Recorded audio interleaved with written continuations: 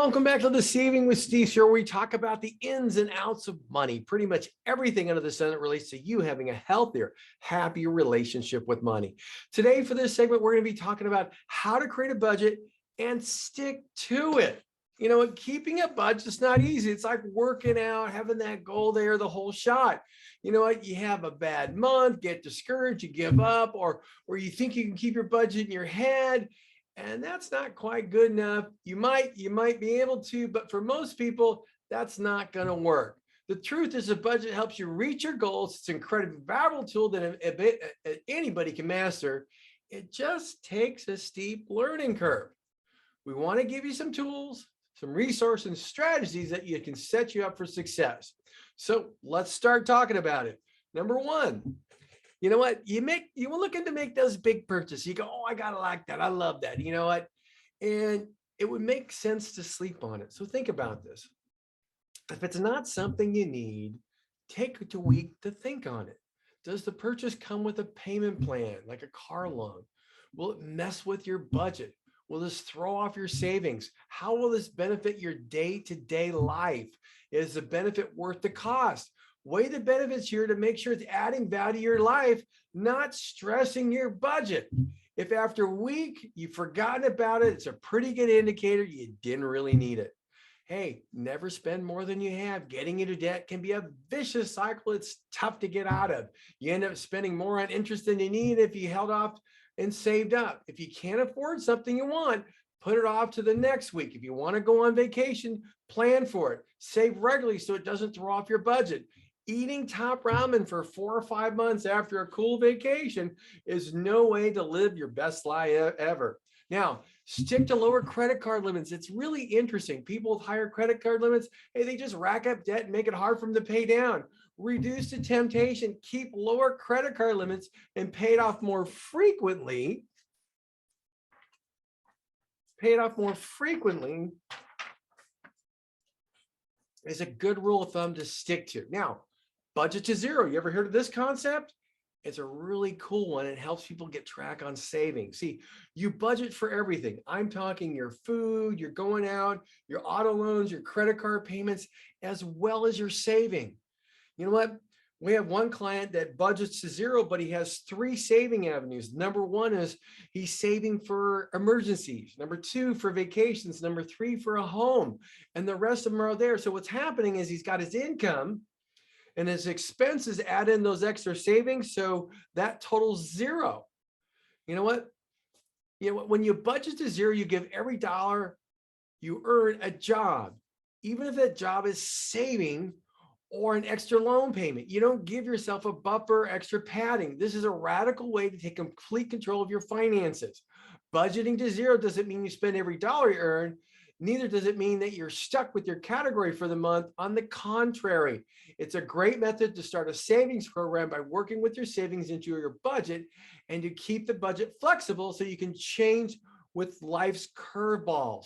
Hey, next, try a spending fast. If something this time, you know what, is sometimes referred to as spending freeze or whatever, I just call it a spending fast. Okay, it's time to commit to a no spending for anything that's not necessary. Again, that's anything that's not necessary.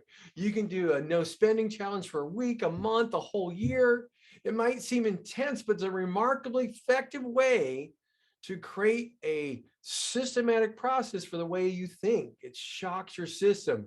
You know what? It allows you to cull your spending habits, change your mindset around money. You get started with your no spending change by identifying and writing what qualities as a necessity, what qualifies as a necessity, and how long you're going to do it for. Make sure it's fun by adding friends and family to see who can save the most.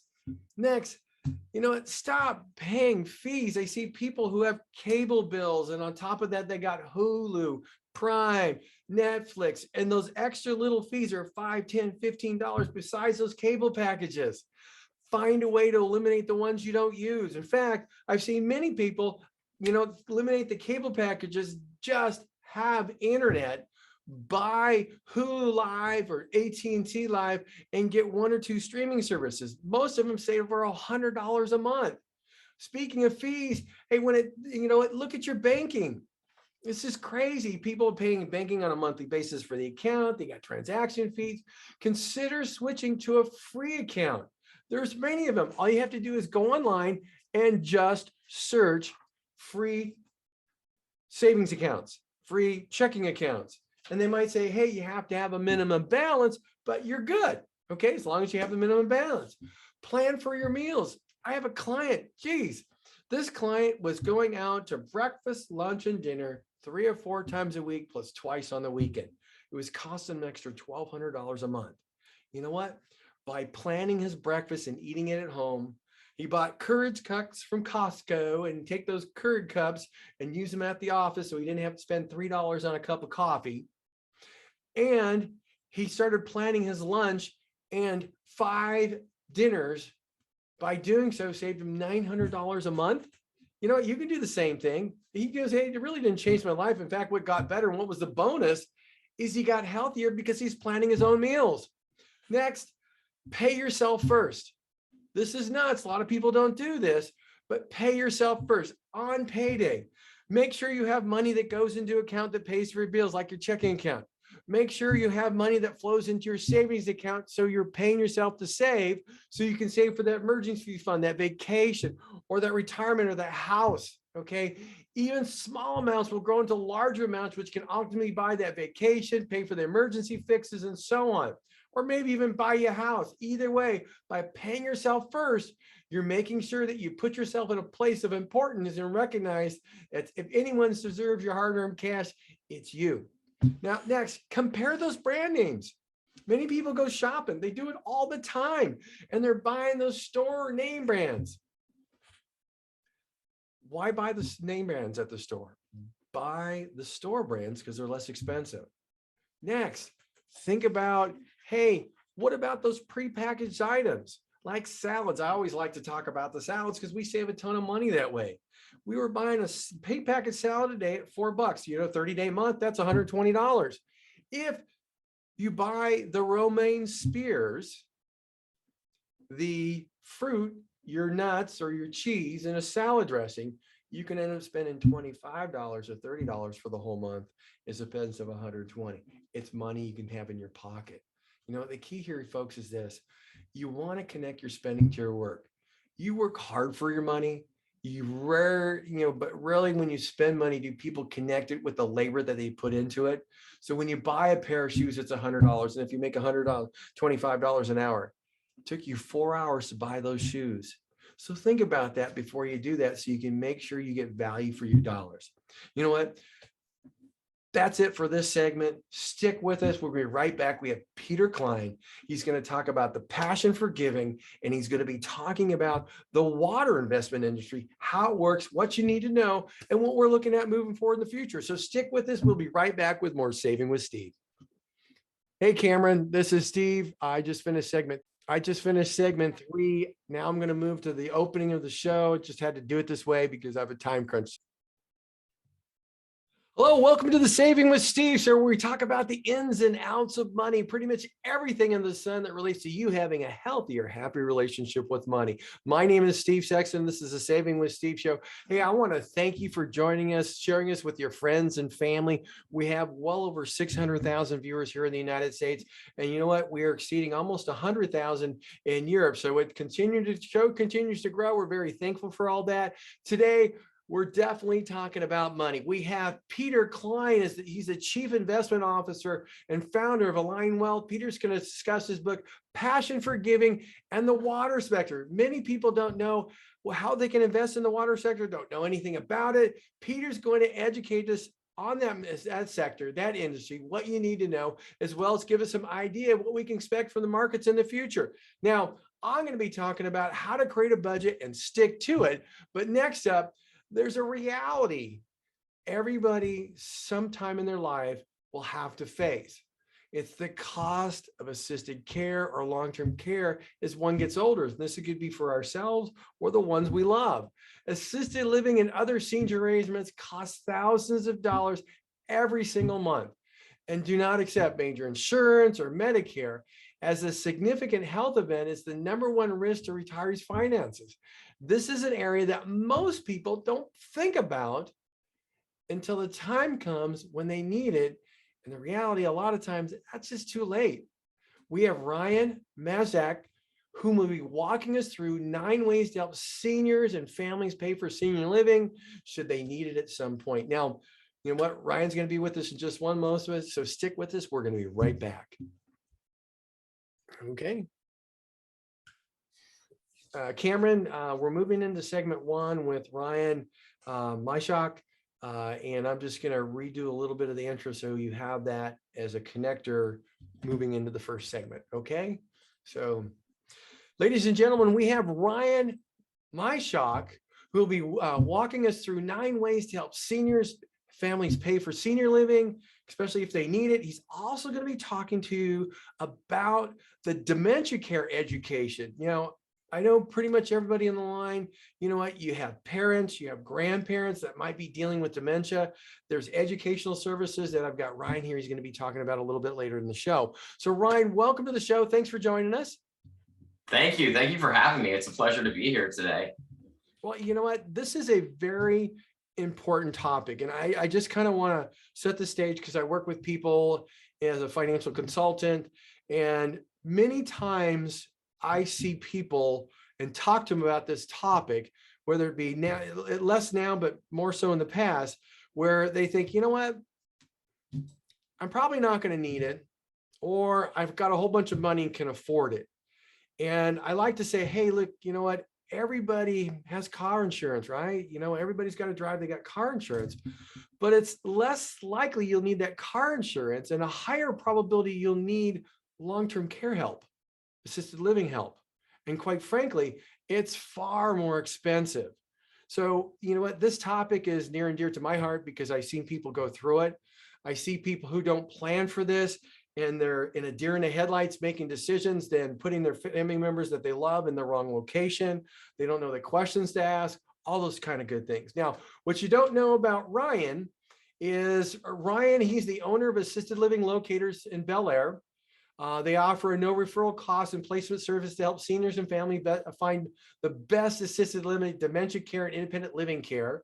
Ryan's also certified in as a certified senior advisor, and he's dementia care certified, which enables him to serve his clients a lot better and makes him a great subject matter expert for this segment. So Ryan, do me a favor. I want to say clients, but they're not clients, our listeners, which I love.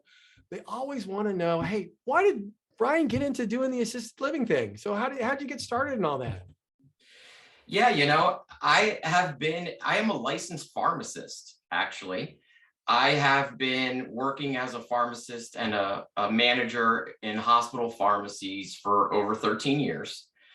And, it's multifaceted. I've wanted to first, get back to why I got into healthcare. And of course, I love helping my employees, but I wanted to get back on at a patient level and helping people. And I've always wanted to own my own business, and, two worlds collided. I found Assisted Living Locators, and I just got so excited about the opportunity to help seniors and families in my community, and also to get more involved in my community. So this was something that was kind of a no-brainer for me, and I've been such fulfilling work and been glad to be a part of it ever since. So yeah, that's wonderful. Now, you know what, people, some people, they have a lot of money. Some people don't. I find that some people look to insure their care. Some people don't.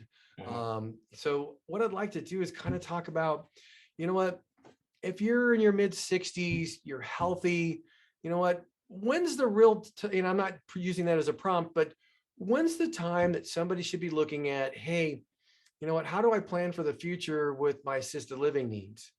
When should I be looking at this? Sure. I mean, of course, it's never too early, really. And you mentioned it kind of earlier that, a major health problem is the number one risk to anyone's finances in retirement or as a senior. Oh, yeah. So, there are options available, the sooner the better.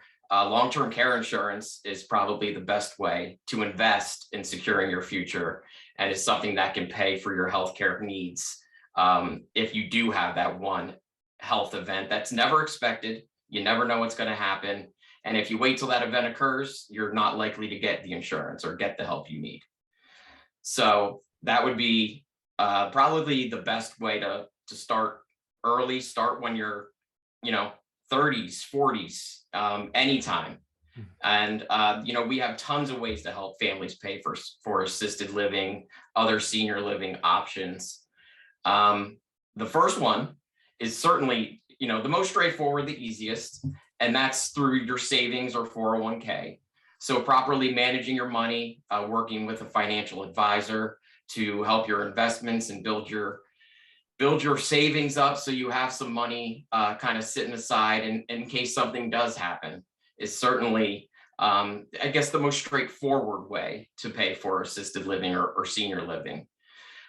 Pensions, a lot, you don't see them too often anymore, but we have a lot of the senior population was in the workforce at the time that pensions were offered.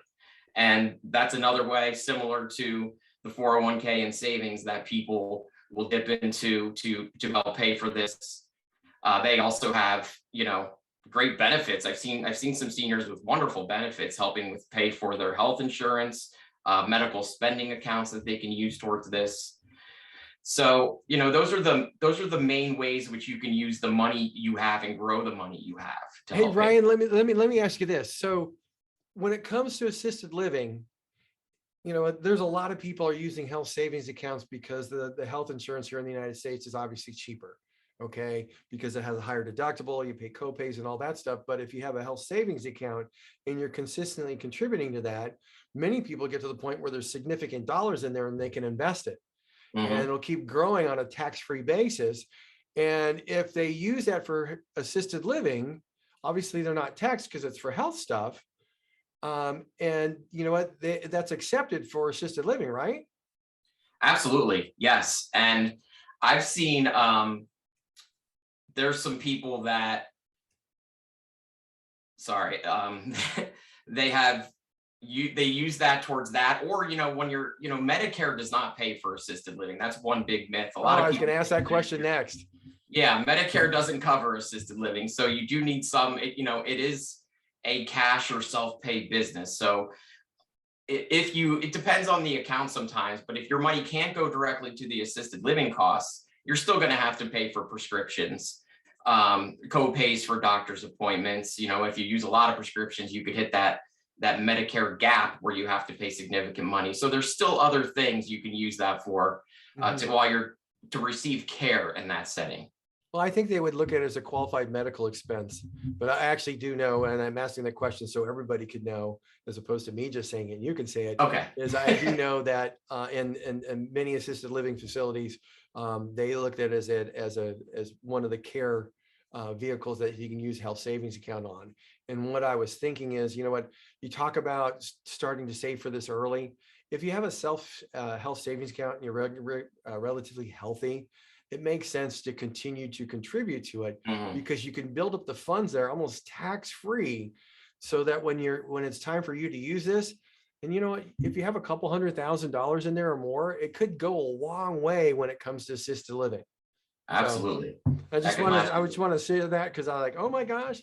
And like when it comes to Medicare, basically if somebody's had a stroke, okay, is it, where the confusion comes, people go, oh yeah, Medicare takes care of it. But what they don't really realize is Medicare, don't they only take care of it for like 90 days? Because it's looked at as training and redevelopment or therapy.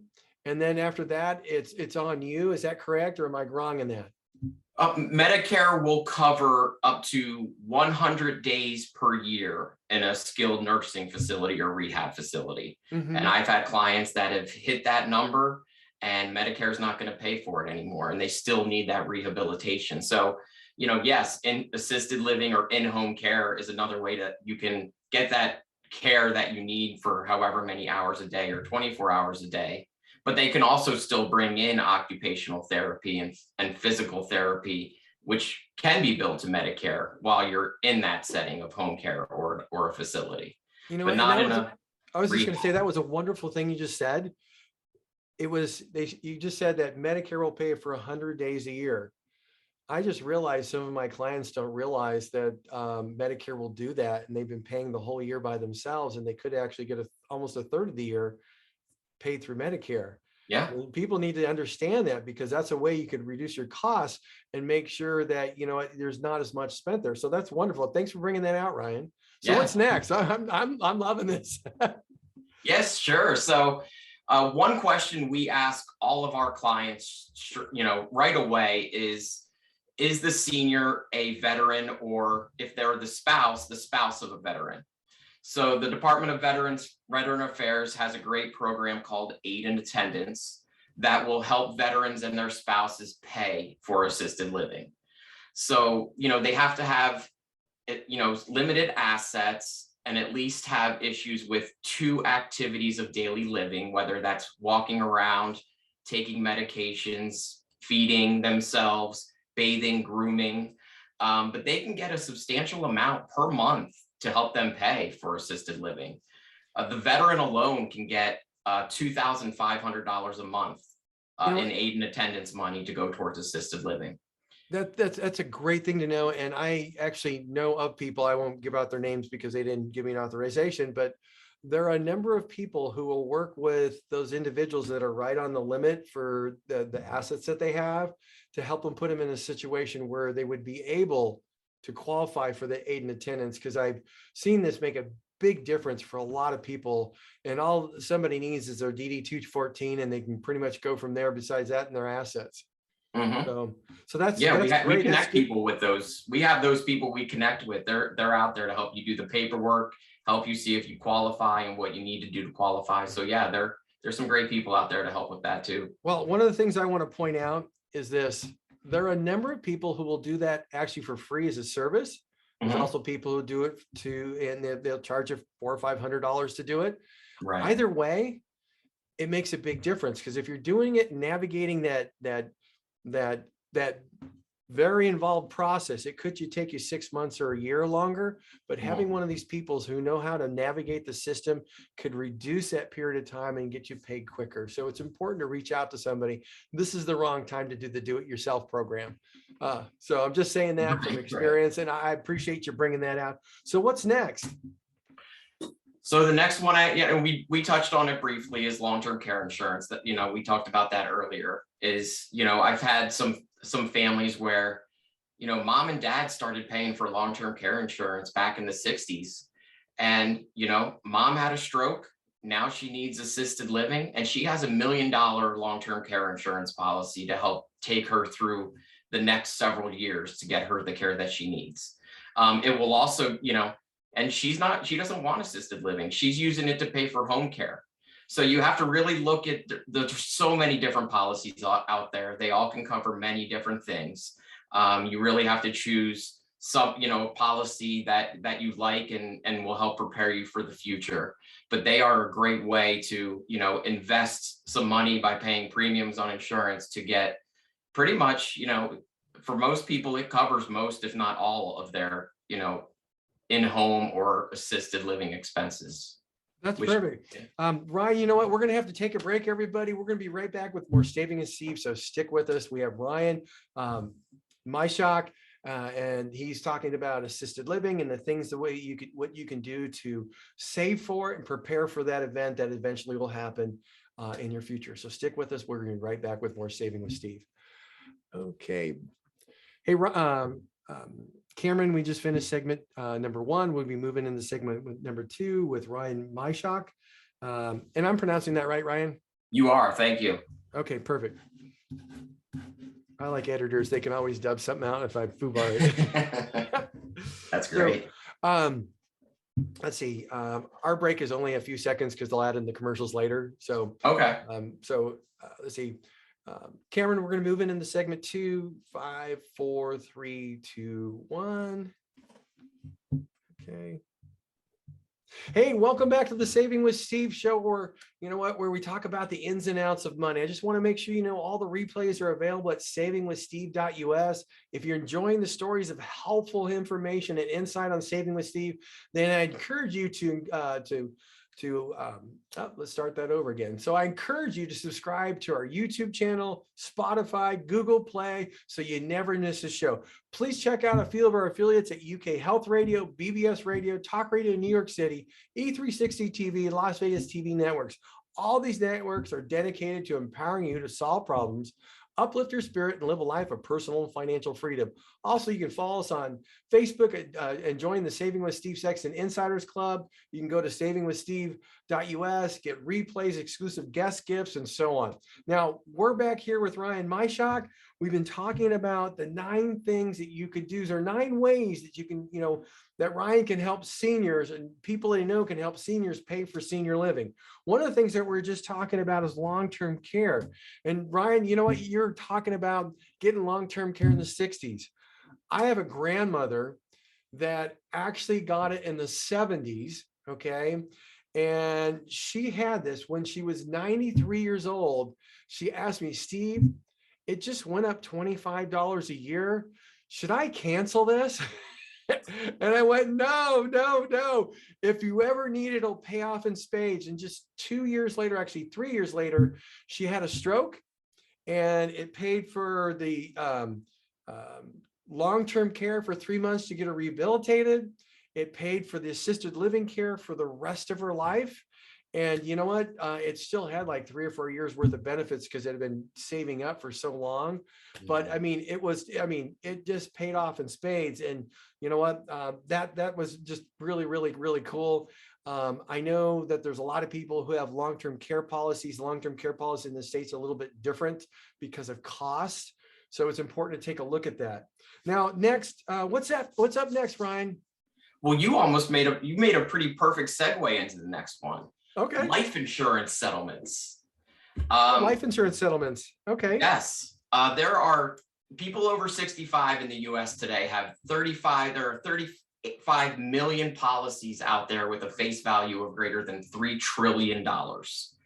Now, each year, more than 500,000 seniors allow their life insurance policy to lapse, whether that's because the premium went up, maybe they can't afford the premium anymore, or they don't need the death benefit anymore. Only 1,250 seniors actually take advantage of life insurance settlements. So there are people out there, if a life insurance policy is too expensive, the premium went up, or you just don't want to pay it anymore, or you need some extra cash to help pay for medical expenses, there are people out there that will buy them for a handsome sum. They're all different. It depends on the type of insurance, the amount you're insured, but they will pay you cash for your life insurance policy. They will continue to pay the premiums and they'll collect the death benefit, but you can get the money you need now to help pay for senior living or whatever it is. That's wonderful, Ryan. And I think it's important that people also know that there's many providers out there. And if you're going to do that, there's a few factors. One, obviously, it's the policy, whether it's a term policy or whole life policy. One of the other factors might be what your life expectancy might be. Absolutely. But you know what? It's a wonderful option for people in a situation where they need money to cover for long-term care. So if you had a $1 million policy and you know what, you couldn't afford it anymore, but they wrote you a check for $300,000 and that $300,000 paid your assisted living and then some, that would be a wonderful thing.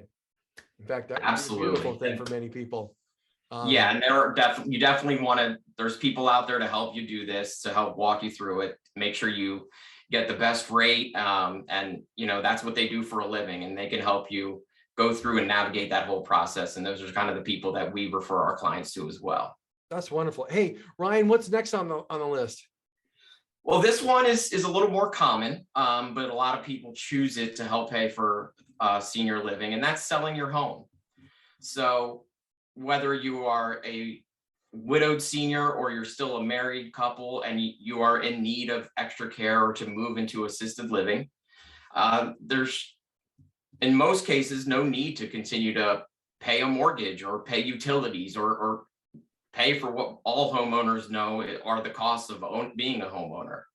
So putting your house up for sale, collecting that income to help pay for your needs, your medical expenses, assisted living is probably the most common option that I see in this and that people utilize to help pay. Okay. What other options? So the next two actually kind of go off of selling your home. The first one is using the equity in your home, Okay. also known as a bridge loan.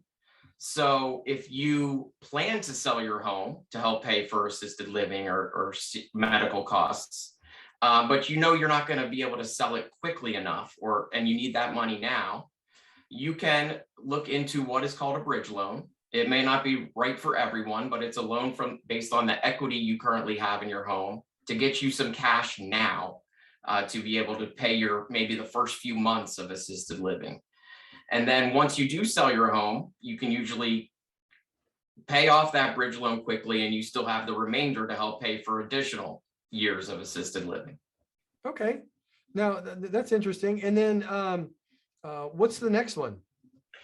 Reverse mortgage. This may not be something for everyone. This is something that I actually haven't worked with a client to do yet, but similar to, a bridge loan, getting a loan based up from equity on your home in terms of how to pay for assisted living. There's different types. You definitely want to consult a professional if you are looking to do a reverse mortgage in order to get some extra cash. But there's different types. A single purpose one that will allow you to pay for a single item that you've specified and worked out with the lender. And that's usually for moderate to low income families who maybe, need a little extra cash.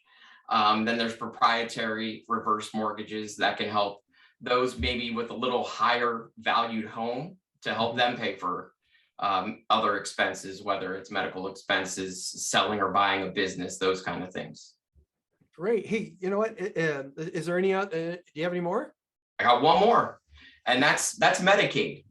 For those who have just run out of money or don't have any money, there is something called the Medicaid waiver that will allow seniors that qualify to be on the Medicaid waiver program, and they will pay your bills for your assisted living if needed. Now, it can take quite a while to get all that paperwork and get through that process. In fact, it can take years in some states. But there's also people out there to do that, your local departments of aging, or other senior advisors that can help you navigate that Medicaid process, an elder law attorney. Those are the type of people that you can work with. If you just don't have any assets or unable to pay, there's still options out for you. And there's just certain assisted livings that will accept that Medicaid program, but there's definitely plenty of them out there to help those people as well.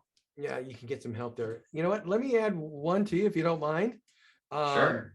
As somebody who works in the financial advice world, on a regular basis, you can actually buy certain whole life and life insurance policies.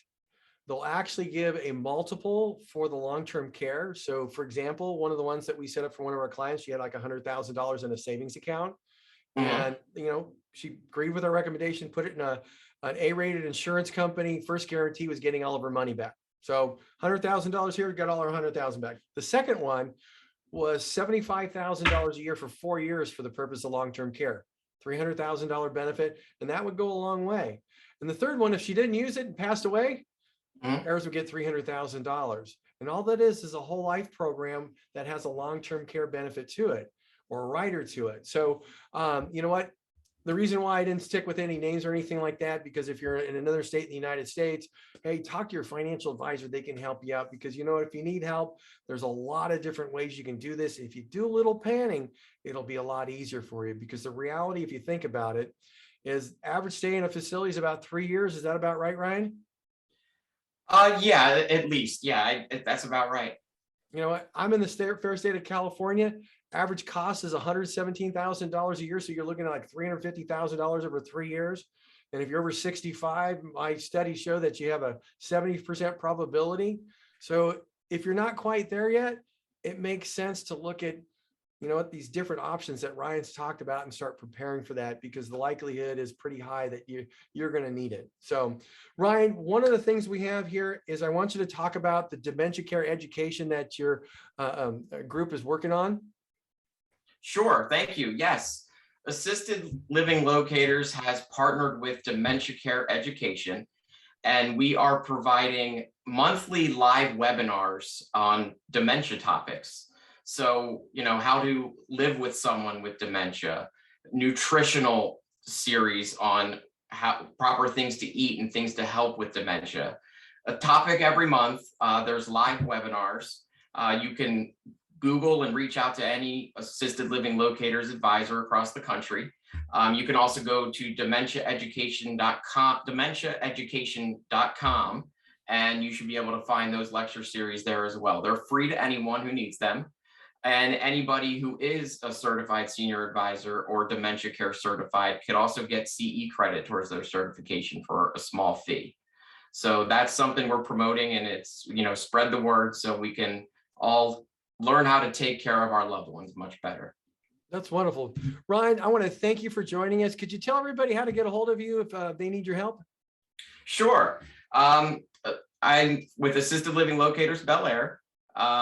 My email is ryanm@assistedlivinglocators.com. If you need any services or any help questions, please don't hesitate to reach out. You can also go to assistedlivinglocators.com and find an advisor near you. That's wonderful. Ryan, I want to thank you for being part of the show today. The information you provided is invaluable to everybody listening, because you know what? They're probably going to be using it for themselves, maybe their folks or somebody that they love. So I want to thank you again for joining us, and you have a wonderful day. We'll see you. Thank you. You too. Hey, thank you all for joining us here on Saving with Steve. That was Ryan Majchrzak. He was just a world of education to help people that, to get prepared for what's inevitably going to happen, which is, assisted living, long-term care, and so on. So, you know what? Thanks for joining us. Stick with us. We're going to be right back with more Saving with Steve. Cameron, we're moving into segment 4 with Peter Klein. So here we go. Hello, welcome back to the Saving with Steve show, where we talk about the ins and outs of money. In this next segment, we're talking about money. We have Peter J. Klein. He's the Chief Investment Officer and founder of Align Wealth. Peter's here to discuss his book, Passion for Giving, the water sector. And you're like, the water sector? I haven't heard that before. But you know what? Many of you don't know that you can actually invest in water. Peter's going to educate us on the market sector, how it works, the ins and outs. And you know what? He's a financial guy, so we're going to ask him what he thinks if it's going to happen in the market, since it's been kind of rocky lately, especially in the light that they keep talking about raising interest rates. So that's always fun. So with that, I want to introduce you to Peter Klein. Peter, welcome to the show. Oh, hi, Steve. Thanks for having me. Appreciate it. Yeah, I'm actually really, really glad you're here. Let's see. One of the things I'd like to just tell a little bit about you is this. You know what? He's a certified financial analyst, chartered retirement plan specialist, chartered advisory and philanthropy. He's written a couple of books, security analysis, getting started in security analysis, a passion for giving, tools and inspirations for creating a charitable foundation. You know what? One heck of a background. Outstanding subject matter expert. That's why he's here. But here's the question, Peter. I always like to ask this to everybody, because everybody behind the scenes goes, hey, why did he get into what he's doing? So Peter, why did you chose the career path that you're in? Well, Steve, it was an accident, essentially. I was a science geek in high school, attended Bronx High School of Science here in New York City. And I was all in on bio and chem, and did a Westinghouse Talent Search Award project. That was everything. I was just a science geek. And I get waitlisted for a 6-year med program. This is 35, 40 years ago. And I couldn't believe it. And I'm like, all right, so, okay, let me take one semester at a local university here on Long Island, and I will reapply to the 6-year med program. Thank God I never did. But I go out to university figuring I would knock out this first semester. I had, bio 101, chem 101, the stuff that I loved. I also had economics 101. And long story short, the classes were so large in the science program that I lost the love for the science. I lost the interaction with the professor. It's one of these huge auditoriums. You can't even, you can't get into it a little bit. So, but I fall into love with economics and coincidentally my wife. And 4 years later, I graduated an economics degree and I'm on Wall Street. So that's how I got into it. But I never lost that love for research and science. And so part of the work that I do is stacked and robust in the area of research. That's wonderful. I love that story. I always say, yeah, I really like that, but now I hate it. So that's why I'm doing something different. Yeah. I just talked to somebody who's in the technology field and did structured design systems and stuff like that. I don't quite understand it, but now she's like, no, don't love it. I'm going to be a museum curator and I'm going to go get my master's and PhD. Okay, right. Be happy. The big pivot, as they say, right? Yeah, I think it's a great thing. So yeah. Let's talk about the water sector. So, what do people know about investing? What do people need to know about the water sector? Well, it's a fascinating group of companies and sectors. So I got into it 15 years ago. I was doing some basic research on the markets and the market conditions. I noticed that there was a bunch of companies I had never heard of before that were among the 15 or 16 companies that outperformed the S&P 500 for the past 10 years at that time. And of course, you had your typical companies that you would expect to be on the list at that time, the ones that were the darlings of Wall Street at that point. But then there was a segment, 7, 8, 9 companies that I never heard of before. And I said to myself, what are these? And I started digging in and I realized that these are water companies, utilities, for the most part. And then I started getting deeper in and I noticed a number of infrastructure companies and testing companies and metering companies. The water space is fascinating, Steve. Here you have a commodity, right? Or an element that you cannot live without. There are no substitutes for. Price, inelastic, where no matter what the price is, you're going to pay for it. And it's becoming scarce. There's like 0.5% of the world's water is actually drinkable. And then, of course, you have sanitation issues and people without water. So it's a lot to unpack there. But the bottom line is these companies have the wind at their back. And now with the infrastructure bill that's just passed in the United States, a lot of these infrastructure water companies really have the wind at their back. So it just seems to me that until we find a replacement for all the water we need, which we're not going to likely do, this is a segment that is going to continue to grow and capture investors' attention. Wow, because you know what, when you look at water, you just think, okay, it's water, I drink it. You know what, the old joke where they say, hey, here's some dehydrated water, just add water and you're okay. But when it's nice to know that, what I didn't know is only, you said 0.5% is drinkable water in the world. Yeah, most of it's salt water. A lot of it is polluted water, and very little bit of it's potable water, as they call it. And so, and then you have the increasing demand because of population growth and urbanization. Climate change is making a big impact there as well. So there's a lot of different sort of tributaries, excuse the pun, that are feeding this water sector. And we're finding a robust solution set of opportunities that we're able to capture, do our research on, get our sort of roll our proverbial sleeves and do the actual fundamental research and provide what I consider to be opportunistic investments for our clients. And it's been a great group to invest in over the last 12 years. And I think the runway is still a long way to go.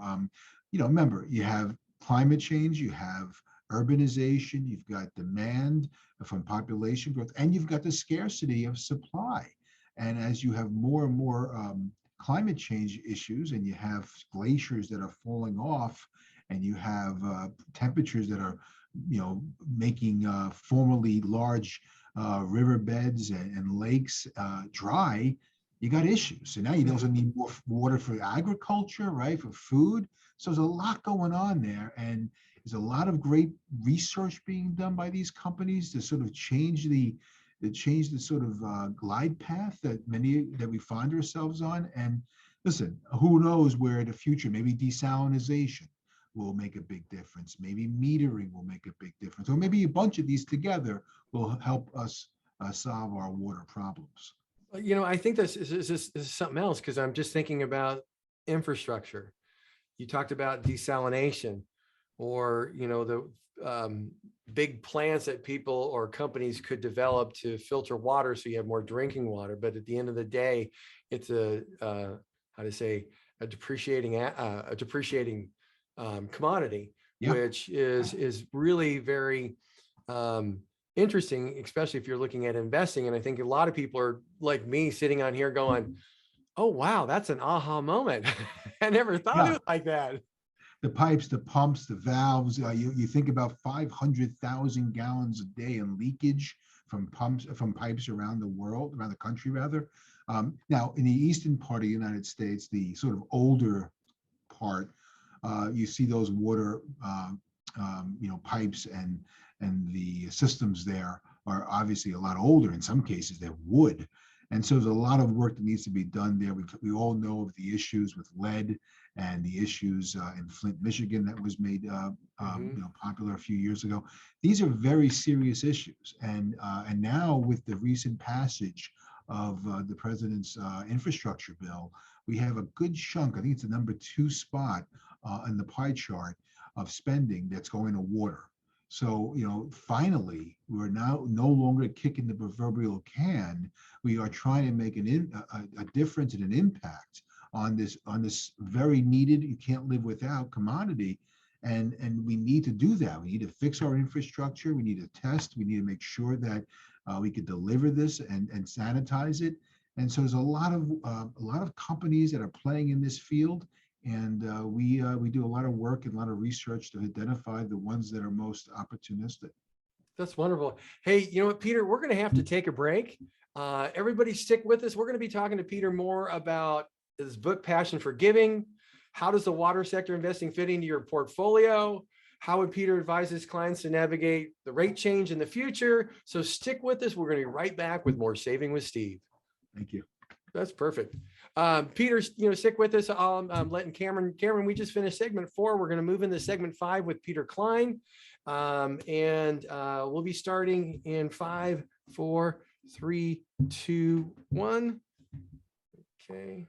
Hello, welcome back to the Saving with Steve show, where we talk about the ins and outs of money. It's all about making sure you have a happy, healthy relationship with money. If you'd like to join us, have a comment, go to viewers@savingwithsteve.com. That's again, viewers@savingwithsteve.com. That way, if you say, hey, I want to learn more about the water sector, or I want to learn more about something else, could you get us a subject matter expert? We're definitely going to do that. So with that, we've got more with Peter Klein. Again, he's the Chief Investment Officer and founder of Align Wealth. And you know what? He's a water expert, subject matter expert guru. So let's go back with more Peter Klein. Peter, Hey, welcome Steve, back to how the are you? show.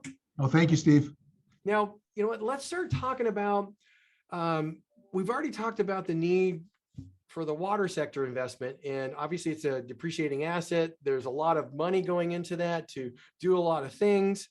And you know what? The big question is, how does a water sector investment fit into somebody's portfolio? How would it be best to go about investing in the water sector? Well, I think there's a couple of different things. There are ETFs that are out there that you could, and mutual funds that you could utilize, and that's one way to go. And in many cases, it's the global footprint, so that's good as well. We also run a separately managed portfolio of individual securities for our clients focused on the water sector. So that's individual securities that we put together, that we put into a portfolio. So those are the primary 2 ways. And of course, if those folks out there who might be focused on impact or philanthropic impact, there are many impact funds or alternative investments that folks can look at, focused on the water sector, delivering fresh, clean, available water to areas of the world that do not have it. And so that's another sidebar there too. So for those people who are focused on climate change, those would fit in line with their philosophical ideas for investing, that something that could provide them a decent return and all that. Of course, and in addition to this, the decent return, it could also provide them with the societal impact that they're often desiring to do. Many philanthropic vehicles are aligned with their values and their impact, and they're now looking for a portfolio that also does the same thing. Okay, so next I want to ask you the big question, and this is one that has come in from our viewers. It's, you know what, we've got a potential rate change coming. What would be the best way to navigate that change? Obviously, we've seen the market go down a little bit in the last couple of days. People are anticipating stuff or trying to figure out when and all that. So what's the smart move for the everyday investor, moving forward?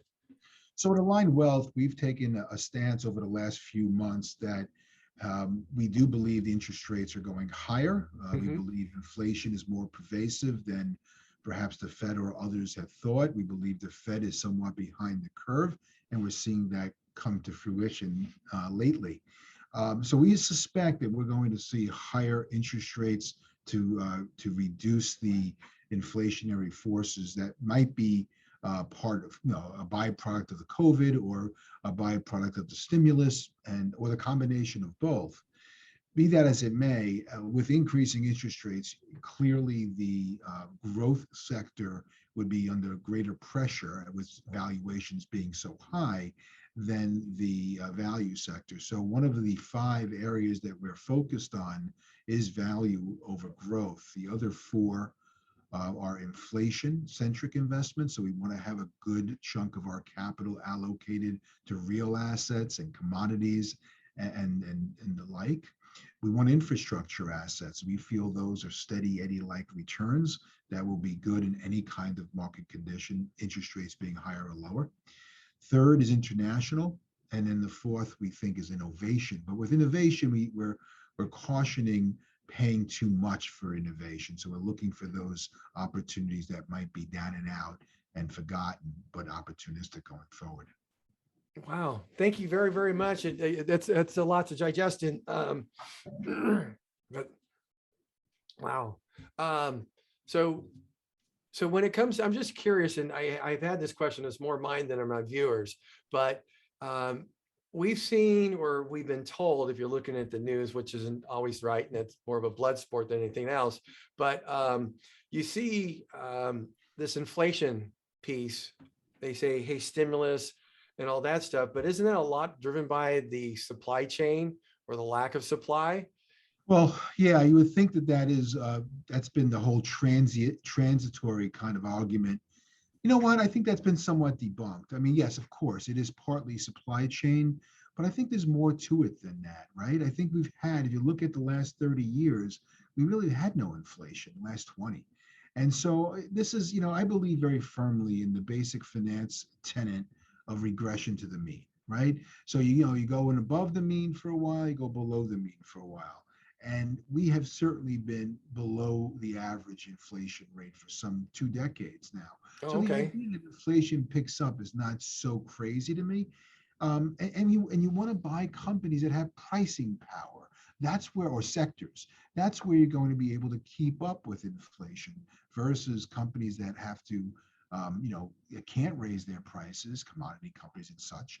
And because of that, their margins get squeezed. And you know what happens, then earnings get squeezed. And of course, then there goes the multiple as well. So it can become a double hit in certain companies. In the same token, on the opposite side, if you're buying the right sectors at the right company and the right companies, you can get a double win because you can get increasing profits and also increasing multiples.